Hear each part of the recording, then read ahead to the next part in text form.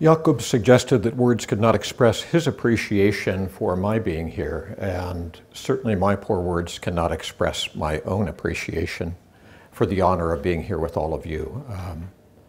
To have the opportunity to speak with those who work alongside many who are undergoing difficult life transitions, often of a traumatizing kind, when they find themselves thrown into the landscape of a world made strange by loss, and try to find some way of mapping this foreign terrain, of finding a path through it and finding companionship on that path, finding the secure bases or oases that can refresh us for that difficult journey, moving in directions that we do not know what destinations will follow. This is the work that we do in many terrains, whether it is in the world of work, whether it is in the world of family, in the broader world of relationships, whether what we lose takes the form of something as tangible and specific as a beloved other, or perhaps as abstract as our sense of security or justice, or something in between, like our role in relation to work or career, or our sense of health, vitality. Maybe what we lose is a sense of connection to a place of cultural origin under circumstances of immigration. In all of these and still more intangible losses, perhaps of our faith or faith in someone who now has abandoned or betrayed us.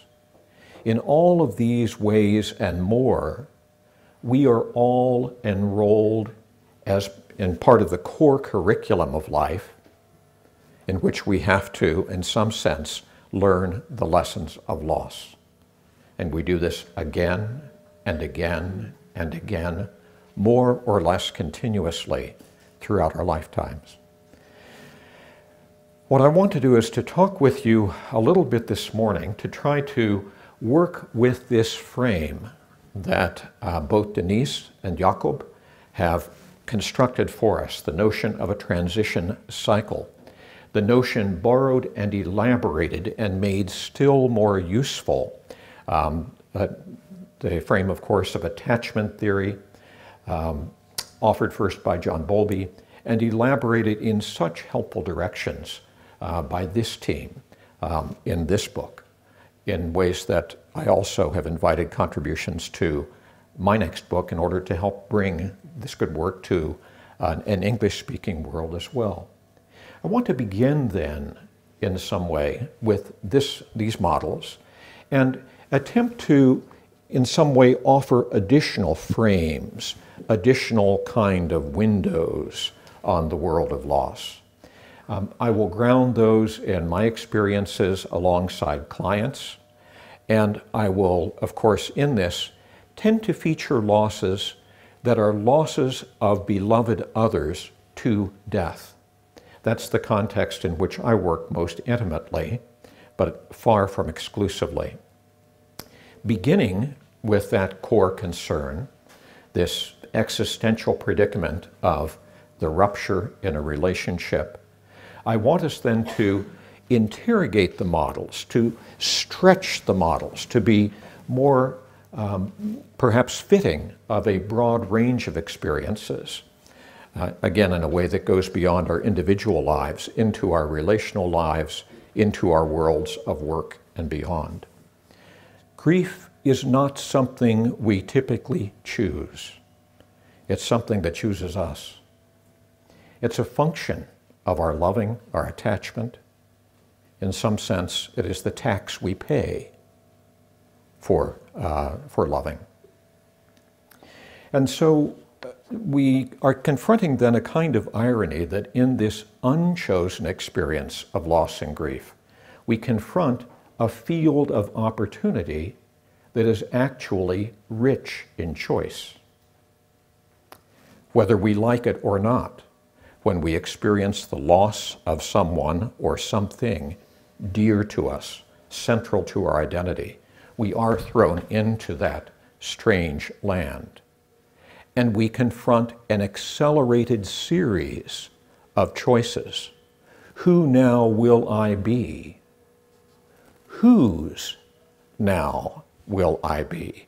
To whom will I belong, if anyone? Having lost this secure base in just this relationship, where now will I find another? Right? What purpose, what meaning might my life have when the meaning attached to that previous relationship, identity, role, career falls away? Right? How do I find a way of moving forward in the wake of that? These are not merely abstract kinds of questions. They have to do with, do I live in the same city? Do I keep this home? Right? How now do I keep faith with who I have been and yet undergo the reconstruction that will allow me to be who I now can or must be? So it is with the recognition, I think, of the choice implicit in this unchosen status of loss that I want us to focus our attention. And as we then seek to co-construct a helpful direction for people whose lives have been decimated, shattered, torn, stressed by losses of many kinds, we need to listen to the words they tell us, but we also need to listen between and beneath the words they tell us and themselves about their losses, about what they need and how they need it. Every client we work with around any kind of problem or transition will always tell us precisely what she needs and how she needs it at each conversational turn of therapy. The only question is, do we have our antennae extended far enough to pick up the signals?